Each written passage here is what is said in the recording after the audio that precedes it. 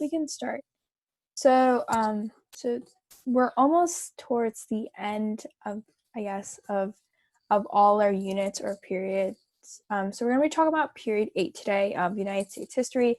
And this period, last week we talked a lot about, the end of World War II, the beginnings of the Cold War, and just a lot of, um, oh, and also a lot, the Red Scare, like the second Red Scare, and there's just a lot of anxieties that many Americans faced, or like Americans had a lot of fears during this time. But period 8 is marked by great economic prosperity for America. There was economic boom, just establishment of many technology, and I guess it kind of the building of like many like skyscrapers, buildings, just stuff that we see today.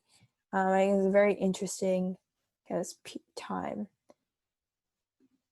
All right, so first we're going to go on to the Eisenhower era. So the Eisenhower era I would say is directly like the era that is the most important after, I guess, the era of like World War II and the beginning of the Cold War.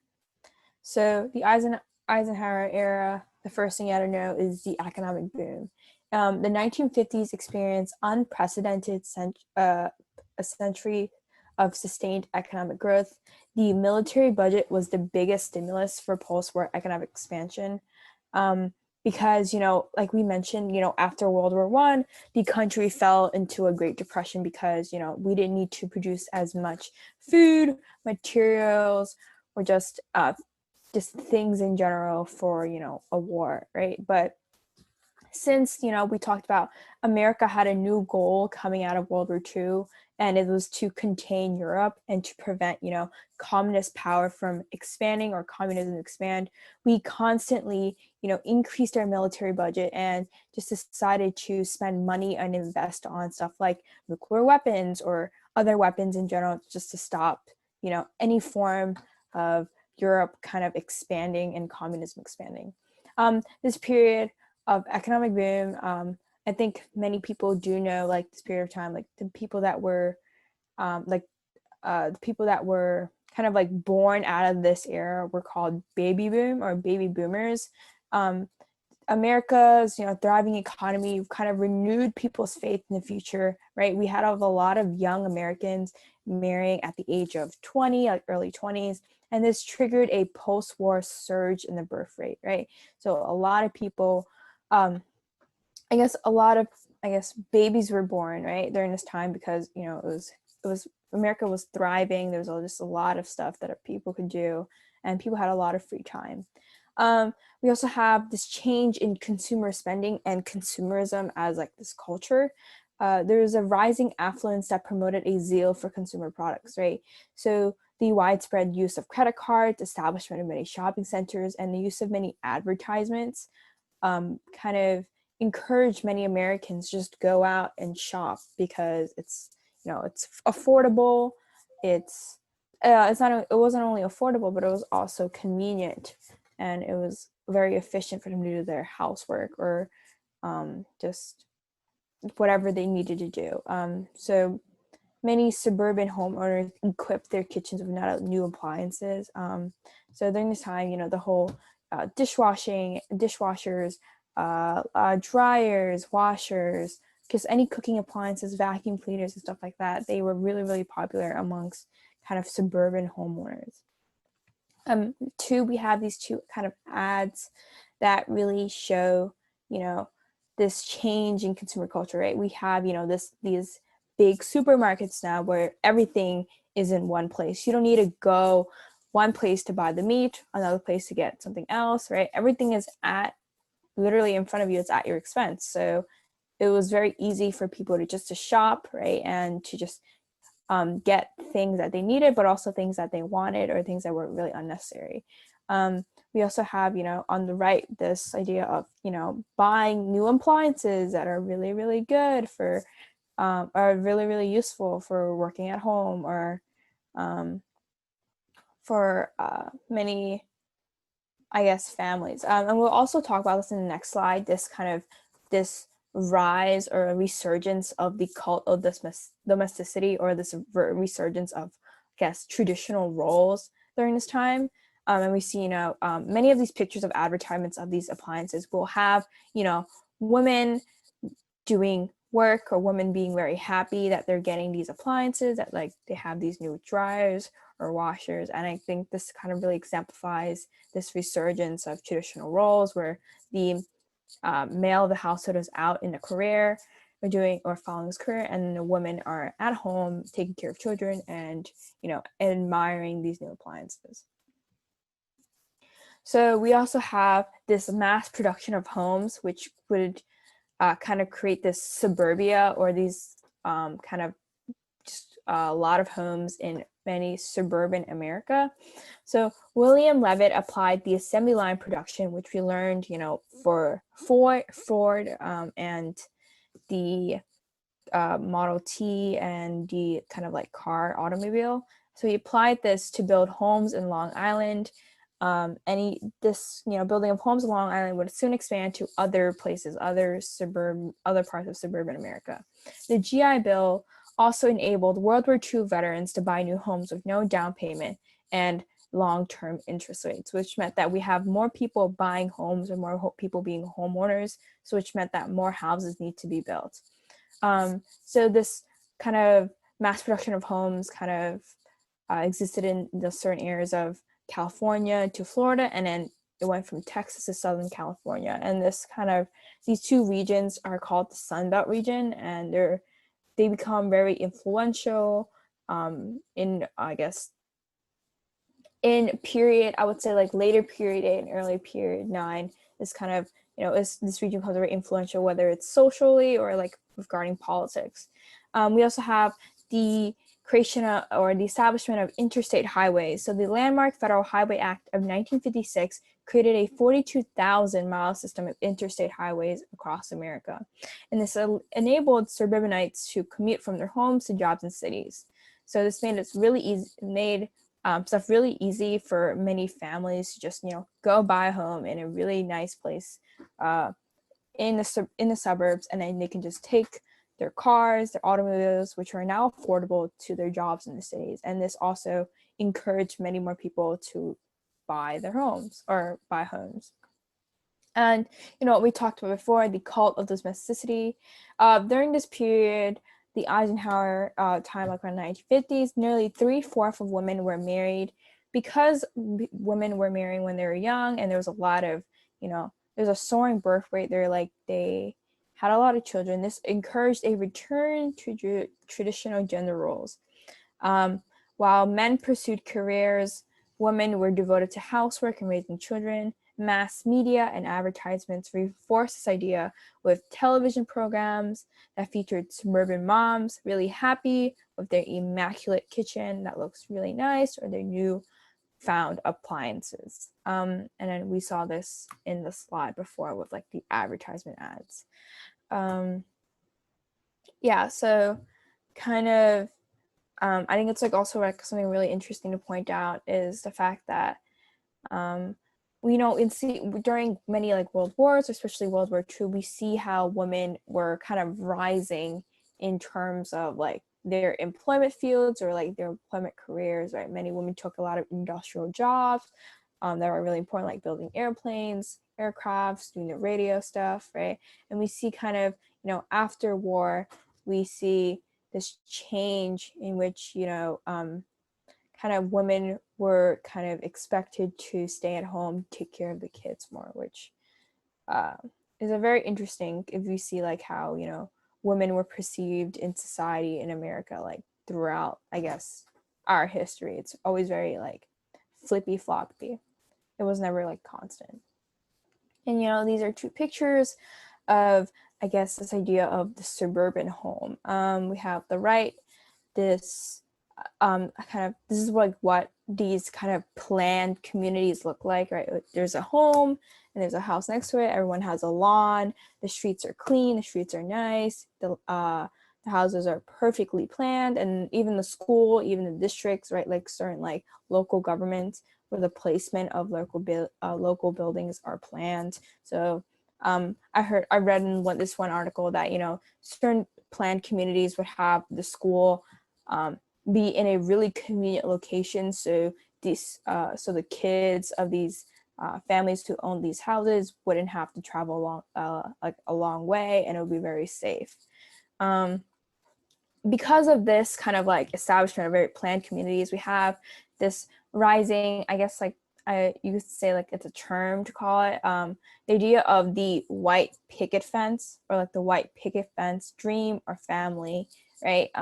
This idea that, you know, a good normal household is a man who has a career, woman who stays at home, and then 2 kids, right? This kind of white picket house family idea was very popular during this time, and it was obviously it was exacerbated through like mass media and also like other people buying homes.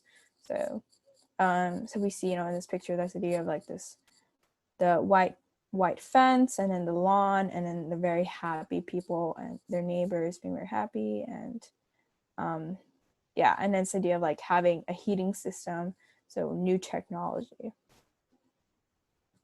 So, you know, although many people conform to these new, I guess, ideals of what family were, or what, you know, what security was, there were many rebels or social critics. So I listed a few. We have William H. White, his book, The Organization Man, David Reisman's The Lonely Crowd, and many of these books that, you know, these social critics wrote, they described the stifling conformity that squelched personal identity. They mentioned that, all these books mentioned that how like Americans were conforming too much, right? The white picket fence idea was too boring. It made Americans lose their personal identity. Everyone just being the same person. It was really bad.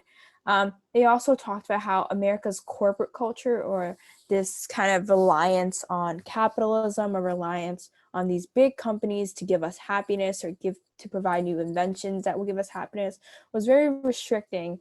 And it was obviously very restricting on like human rights, or like human identity. We also have the Beat Generation. And the Beat Generation rejected suburban America's carefree consumption and mindless conformity. They prefer to live in the urban enclaves of New York City, and people that were very famous. We have Allen Ginsberg, Jack Kerouac, that scorned middle-class suburban life, and they preferred to live in the city, which was something that's raw, industrial. You get to see many aspects, or many different people that weren't just like from middle-class families. We also have many artistic rebels. Modern artists pursued personal quests for radical freedom of expression. So we have Jackson Pollock. I think it's very famous. Jackson Pollock's very known for like his line work. So he would have a kind of piece of a painting, and he would just kind of like spray lines on it, and it's supposed to represent this kind of like freedom, but also like not conforming, and just like the natural movement of these lines. We have Wilhelm Kooning, Mark Rothko, and they are emerged as leaders of the New York School of Abstract Expressionism. And this was obviously very different, because Expressionism, there's just like many like expressionist paintings. It's just based on like each person's, I guess, each person's idea of like what the painting means, or what the painting, or how they interpreted painting. So it was something where it's very far from conforming to like regular social terms or social means. So these are 2 examples of like the Beat Generation. Many people of the Beat Generation, they would wear kind of like they would have unconventional like long hair. So I'm not sure if you can see this, but on the right, you know, and also people on the left and the bottom, they wouldn't shave. They had this long hair that's supposed to be like not conventional. You know, they were rebels against social norms. We also have the rise of rock and roll as not only music, but also another form of like rebelling against society. Most Americans had access to radios and listened to music during this time, right? We talked about the kind of surge of radios because they were being affordable, and also there's just a lot of Americans having time to listen to radio, or just to experience entertainment. Elvis Presley embodied this new form of rock and roll. through sound as well as having a rebellious attitude. His hit songs and sexually suggestive onstage curations thrilled teenagers and also horrified parents. Rock and roll singers challenged accepted beliefs about sex. I spelled race wrong. Race and work. And this helps define a kind of new youth teenage culture, right? This idea that, teenagers don't really need to listen to their parents. We're our own thing, right? The parents will always be horrified because they don't understand the new trend. Elvis Presley was a kind of great leader in this rock and roll kind of culture. So these are two really good pictures, right? We have on the left, his I guess I don't know sure like this, but his famous move, right? That was considered sexually suggestive. On the right, how many women and also like men in general just really liked Elvis Presley. Like this idea like he was being rebellious, his music was loud, it was good, it was sultry, it was everything that was not kind of it was very different, right? It was like it wasn't just like the whole like it wasn't what you thought of when you like kind of think of 1950s music. You think of like slow music or like jazz, something like that, but no, it was very different. Another really important thing that happened during this time is the civil rights movement, and we're gonna like expand more on that later in the slides. But the Brown v. Board of Education decision in 1954 was very instrumental in kind of this new era for African Americans fighting for their civil rights. So in 1953 and 1954, the school year, 2.5 million African American children attended all Black public schools. We talked about this before. The Plessy versus Ferguson decision was decisive, as it ruled that public institutions, just institutions in general, can be separate but equal. Obviously, we know that's not true because segregation was just bad for African Americans. Thurgood Marshall and the NAACP's legal team chose 5 test cases to challenge state laws mandating segregation in public schools, and the Brown v. Board was just 1 test case. So Olivia Brown of Topeka, Kansas. Brown wanted his daughter, Linda Brown, to attend a nearby white elementary school instead of an all-Black school 25 blocks away from their home. So Marshall argued that segregated schools violated the protection of laws guaranteed by the 14th Amendment. And the Brown decision, which soon decided that, schools should be desegregated and that all children should have the right to attend whatever school they want, right? And that the Plessy versus Ferguson decision did not matter in the context of education and just schooling. The Brown decision opened, as I mentioned before, a new era of African Americans struggling for civil rights. And we have very famous pictures. The one on the left is a very famous picture of the idea that kind of like outside, like, a very congressional building, or even like a building that stands for like justice, the High Court banning segregation in public schools. So giving hope to African American children. On the right, we're going to talk about that, but that's like it's a picture taken of during the era of like the Little Rock Nine in I believe it's Arkansas. So there was obviously massive resistance to the court's decision, right? Many Southern leaders didn't really like that, and people who did wanted to go out of the way were already Southern leaders that called for a massive resistance to the desegregation ruling. So one really good example is how 82 representatives and 19 senators signed a Southern manifesto accusing the Supreme Court of a clear abuse of judicial power. They thought that, the Supreme Court didn't really have the right to rule in this decision. They were going over what their set powers were. And obviously this massive resistance would also go to not only just forms of like resistance to like writing a manifesto, but also kind of like material resistance and like violent resistances. So in Little Rock, Arkansas, local school board adopted a desegregation plan calling for 9 Black students to integrate into Little Rock Central High School. Angry white mobs would surround the school and threaten the safety of these non-Black students. And President Eisenhower ordered a constitutional duty to enforce the Brown decision, and he ordered around 1,100 paratroopers to Little Rock to protect the Black students. And this was kind of like the first time in history where a president used the United States military to protect African Americans instead of the opposite, or like using violence against them. And the picture on the last slide was an example, and these are more examples of kind of white mobs being angry and saying like they shouldn't go to these schools, why are they there? And on the left, an example like these paratroopers. Continuing on to the civil rights movement between 1956 to 1960, we have other examples. So the first one is the Montgomery bus boycott. I think everyone knows, or everyone has heard of Rosa Parks, and this is going to be about her. December 1st, 1955, the white Montgomery City Lines bus driver ordered a 42-year-old Black seamstress named Rosa Parks to give up her seat to a white passenger. Parks' refusal sparked this boycott. So many African Americans decided not to use these city lines, not to use the bus. And this boycott would soon end when the Supreme Court ruled segregation on public buses were and is unconstitutional.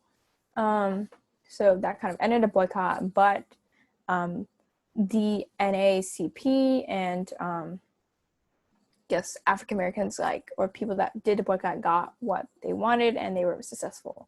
We also have the rise of Martin Luther King. I'm referring to him as Dr. King, as America's first or foremost civil rights leader. The boycott catapulted Dr. King to national prominence, right? Many people soon followed him.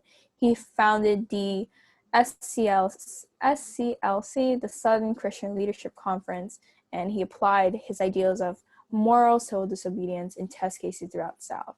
And when I talk about moral disobedience or moral civil disobedience, I mean like he promoted a non-violent form of like boycotting or protesting. And when I mention test cases, I think it's very important to know that like many leaders of the SCLC or the NAACP, they kind of work together to kind of have cases where they would want to go to like the Supreme Court or like a higher court, right? And then that was their way of getting like small changes or small kind of gradual changes to their civil rights or whatever they wanted to be passed. We also have the sit-in movement. Despite such victories, segregation still continued to be a daily fact of life throughout the South. The sit-in movement was kind of really caused by the Greensboro Four when they sat down at a whites-only Woolworth lunch counter on February 1st, 1960. And then because, they just sat down, they like just wouldn't move. Other people saw what they were doing, and other people just began sitting down in some place that was only labeled white only. And this tactic worked as, courts or many states decided that it was unconstitutional, it was illegal for people to, not be able to sit in a place they want for lunch or sit wherever they want for lunch. So this tactic worked, and it moved on to kind of not only, like regular like public places like restaurants and stuff. It also worked on in the workplace where workers would just like sit in the place, like they would just sit in wherever they worked, or students would just sit wherever they wanted to, right? And then people really couldn't do anything about it because when they're sitting, like they're not really moving. It was very inconvenient for many of like the people that were working, like the bosses or whoever owned that kind of building or whatever. And then this actually worked, and then people decided to change the rules, and it was very successful. These are examples of the Montgomery bus boycott and pictures of Rosa Parks.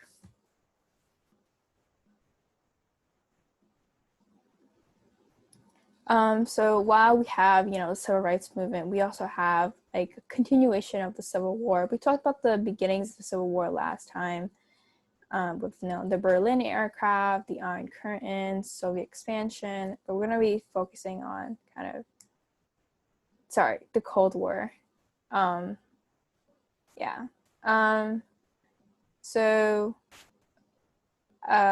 guess Eisenhower, in his many speeches, and I believe one of them, which was like a letter or congressional letter to, I guess, it was a letter, like a speech to Congress.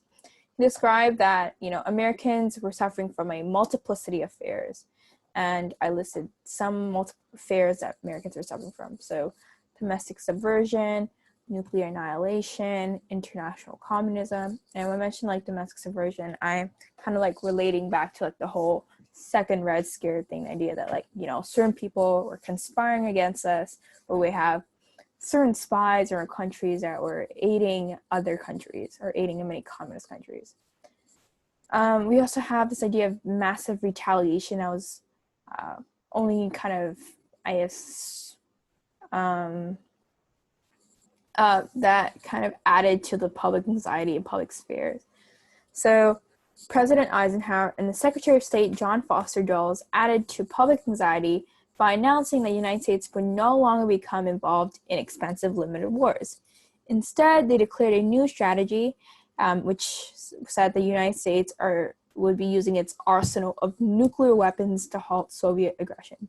So meaning that the U.S. will deploy bombs or nuclear weapons, and instead of having people go, like actual soldiers go to the land or go to wherever the place of war is. And obviously, this scared a lot of people because this meant that if we're willing to use nuclear weapons against another country, other country could use nuclear weapons against us, or maybe like the nuclear weapons would not work, and then the United States would be attacked, because a lot of stuff just added to public anxiety. We also have the Sputnik kind of event. So on October 4th, 1957, millions of Americans turned on to hear a newscaster tell them that the Russians or Russia had shot into orbit with the satellite Sputnik. So Sputnik jolted America's self-confidence because the public had concluded that Russia had surpassed the United States in science and technology. So they were going to space. And America was like, wait, what? Like, that's crazy.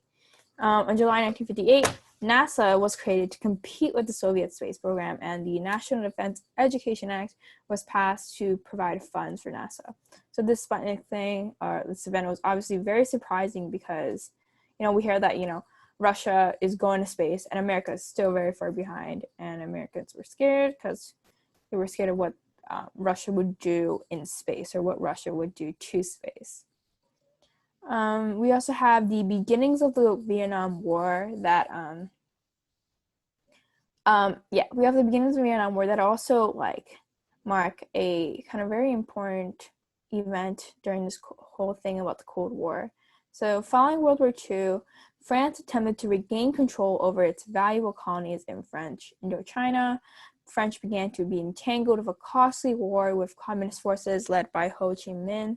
But in 1954, since French was very tired, there was like they were losing troops. France suffered a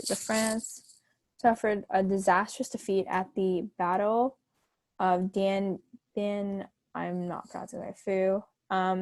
And the I guess Vietnam and France made an agreement with the Geneva Accords, saying that they would divide Vietnam at the 17th parallel.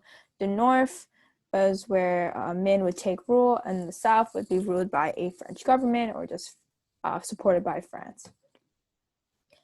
And Eisenhower saw that French defeat, and he said, no, we can't let that happen. Ho Chi Minh is communist, we can't do that, it's going to spread.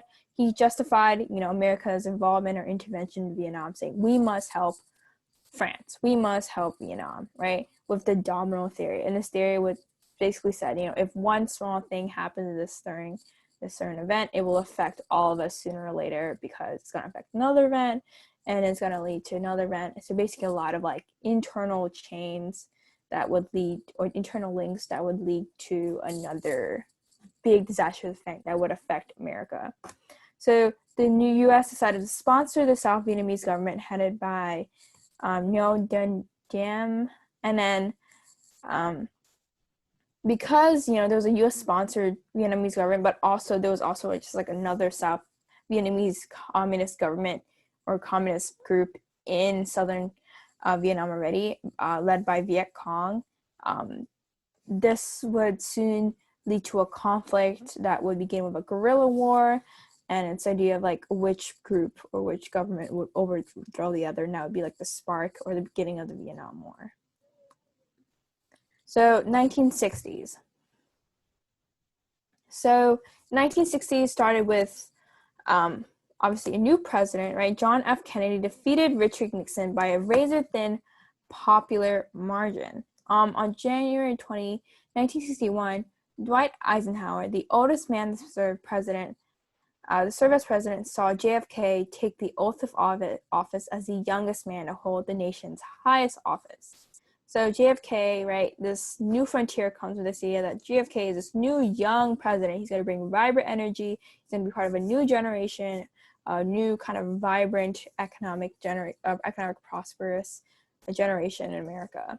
So he presented the new frontier, which were kind of plans to fight poverty, support civil rights for African Americans, aid in education, provide health insurance for the elderly.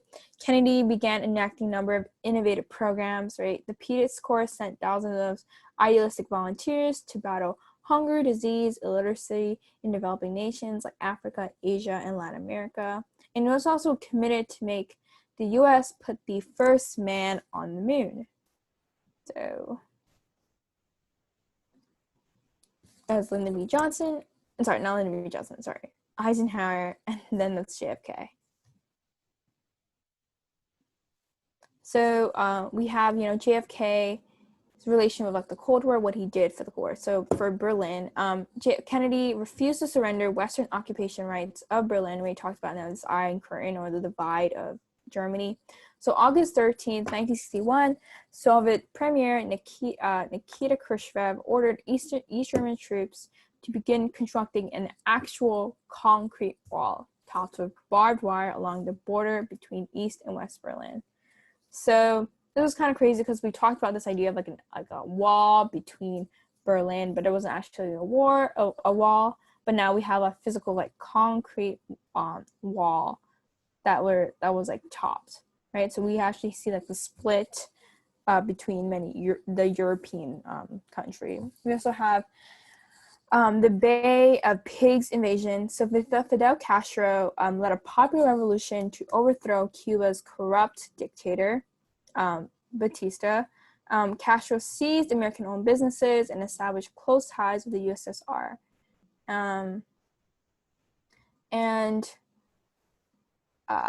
So, and then like Castro promised like the United States, we're not gonna establish communism, we just don't like this dictator, he's not cool. But then Castro went and he was like, oh, never mind, we're not gonna do that, we want to establish ties with the USSR. And obviously this like surprised America, right? And so that's caused like CIA to have just like continue researching on what Castro was trying to do, what their government is going to be like. So the CIA then had info that there was going to be an army of 1,400 Cuban exiles to invade Cuba at the Bay of Pigs. And then JFK was like, I don't think so. I don't think that's going to happen. So he was like, I don't think it's going to happen. But the invasion did happen. And JFK just allowed the invasion to take place on April 17, 1961, instead of like America intervening or America involving themselves. And this handed JFK an embarrassing defeat among his credibility. People were people thought this president wasn't like good. He was like, wait, why didn't he stop it if he knew the CIA had information? It was unreliable. We also have the Cuban Missile Crisis. So I guess the start of this was the fact that Khrushchev secretly allowed Russian technicians to build 42 ballistic missile sites in Cuba because they now had a relationship with Fidel Castro. So they put high-flying U-2 spy plane discovered the missile site on October 14th, 1962. So an American plane saw this. JFK and his advisors recognized that these weapons served as a serious threat because these ballistic missiles would cause an explosion or cause an explosion or damage 20 to 30 times more than Hiroshima or than the explosion at Hiroshima and Nagasaki. So they're like really, really scared, especially since it was pointed towards the United States. JFK announced a quarantine or a naval blockade of Cuba to demand the removal of these missiles. So he made this kind of option. Like if the USSR refused, the US would launch a massive invasion and destroy the missiles, and they would also use their own nuclear weapons. Khrushchev agreed to remove the missiles in return for a pledge to not invade Cuba.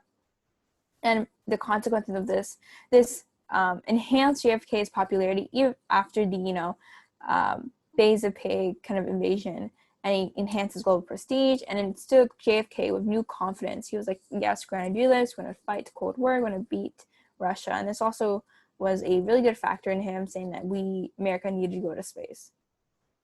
These are examples of, I guess, where the missiles were placed. And it was obviously very dangerous because it was pointed at the United States.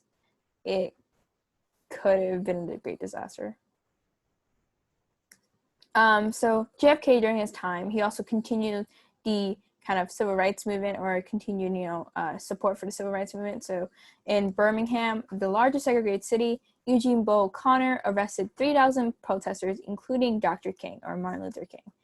When in jail, King wrote his famous letter from Birmingham City Jail, in which he said, civil disobedience is good.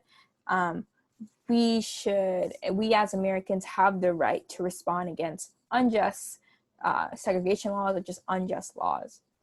JFK spoke out about this incident on July 11, 1963. JFK argued for racial justice and called upon Congress to pass a sweeping Civil Rights Act or bill that would prohibit segregation in public spaces, speed up school integration, and ban discrimination in hiring practices.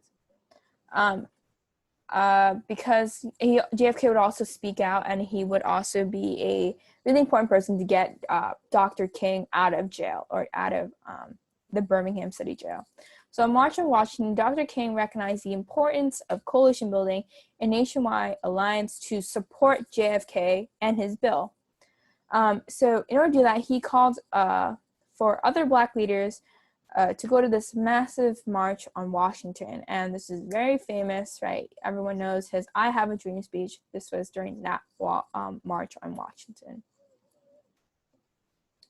Pictures. So pictures, a lot of African Americans came, even just not only African Americans, just like people who supported civil rights. A lot of women came as well because they thought, you're just get everyone to have these words. Okay. So, we're also going to be talking about kind of two very influential figures during this time, and kind of like a lot of people I don't want to say mix them up, but I don't really know they're kind of what the ideals of what they stand for. So there's a really great graph, a really good chart, right? So Martin Luther King is very known for this idea of non-violent protests, peaceful protesting, and so Malcolm X, he believed that non-violent action failed, and that integration failed, and he believed that Black people were better off living separately, separate from American society or white society, and he said that since these white policemen or these white institutions or these white politicians are using violence against Black Americans, then Black Americans have the right to bear arms and use violence against them, right? And then he also said that he was also very known for kind of being a member of the Nation of Islam, and he founded many of his ideals, or just or he just believed a lot of things during that. And yeah, this is just a really great chart of like the differences between them, how they both kind of like existed during the same time. So we also have the establishment of the Great Society after JFK. So I think something that's really important to know is that, I think everyone knows that JFK had a very short presidency because he was assassinated in Dallas. And it was a very depressing assassination because JFK had probably much more plans for the Cold War, just for technology or just for American politics and foreign affairs in general. So who would take his place would be Vice President Lyndon B. Johnson. So Lyndon B. Johnson took office under the tragic and demanding circumstances. He said in his speech, in his inauguration speech, to let us continue, because JFK is very known for his the speech. When he became president, he said, "Let us begin, right? Let us begin this improvements to American society." And Lyndon B. Johnson continued to be like, "Let us continue what JFK said. Let us continue his legacy." He did a lot for civil rights. He passed the 1964 Civil Rights Act, gave all citizens the right to use public facilities. Attorney generals needed to bring suits to speed up the school desegregation process, and Title VII barred discrimination based on sex. He also passed the Voting Rights Act of 1965, and he just abolished literacy tests, or anything that prohibited Black Americans or other Americans to vote. The 24th Amendment was also passed. It said outlawed poll tax in federal elections, and this, alongside with the Voting Rights Act, enabled millions of African Americans to vote for the first time. It was very, very important. We also have his famous war on poverty. So something that we talked about before, the idea that America was being very prosperous, right? It was economic prosperous, the economic boom, people were building houses, people were buying houses, but 1/5 of the nation's families earned less than around $3,000 a year despite the great wealth. And a lot of people were still in poverty, whether this is in the South, where farmers were in poverty, or whether this is in urban cities where many immigrant families or many African American families or many minority families were living in kind of like these urban slums. Many white Americans would call them ghettos during this time. They're just living in these ghettos where they were living the minimum wage and they were not making enough. So he wanted to pursue this great society that would use America's great prosperity to improve the quality of life for everyone. So he told Congress to pass a host of new federal programs. Three examples I gave: high school dropouts learned new skills in over 50 Job Corps camps. 500,000 preschool children attended a special Head Start program to help them with school. And he also just gave hope to just millions. This idea that the president will prevent us all from being able to poverty. We're gonna all buy houses. We're gonna do the things that other middle class or upper middle class families do. And he's reduced the number of poor by nearly 10 million people from 1964 to 1967. Let me continue. So this is an example, or this is our example, these urban cities, urban cities, and also this idea that many kind of politicians or many landowners at the time would just break down cities to build build these their buildings for themselves, businesses and stuff. So it was really hard for people to have find a right place to live if this city was always being renovated. So a lot of homes are also run down. I believe that is all for today in regards to in regards to just the 1950s or between 1950s and 1970s is period 8, this idea of economic boom, but also civil rights and just people also living in poverty as well.